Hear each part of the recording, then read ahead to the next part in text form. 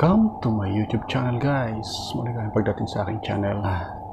Today we're going to make DIY paint mixer. Okay, so the design is very simple.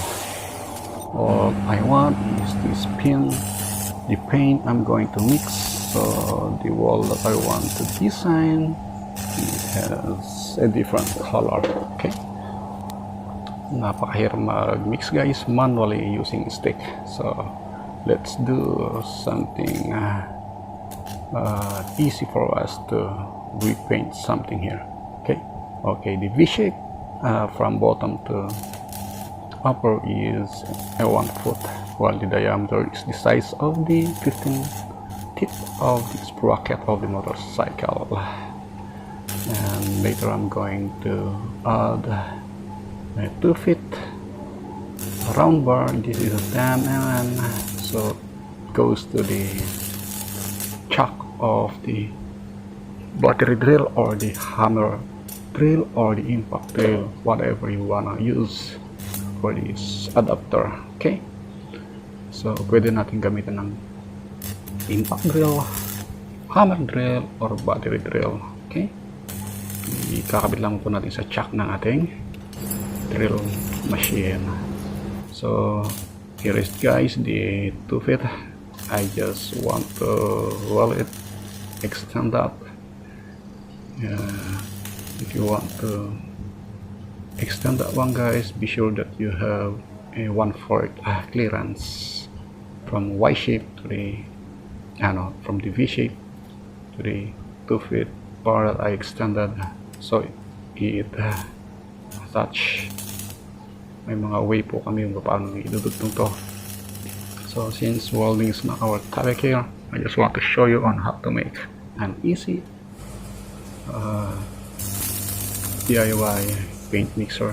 Okay, I just weld a piece of 2 inches flat bar here to make the paint mix easily. Yung nakikita nyo, guys, ini-spot ko itong 2 inches flat bar, and the shape is in the long. Okay, the length is only the length of the sprocket. Okay, it's time to test. Now I'm gonna use a D-Walt 18 volts battery drill, and this is a white paint, and I'm gonna mix black so it become a dirty white or bluish something here.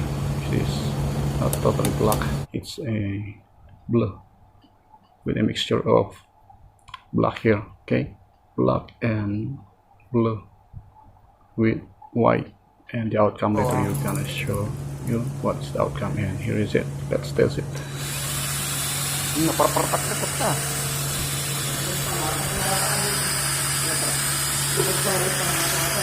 Spiral.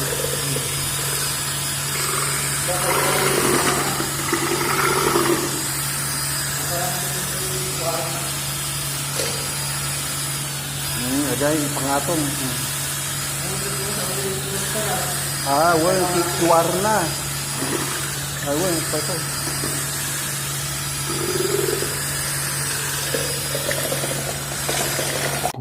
Judgment is yours, guys. If you like this video, please like, share, and subscribe, and don't forget to hit the notification bell. If you have question and suggestion, please write it to the comment section. And thank you for watching, and God bless.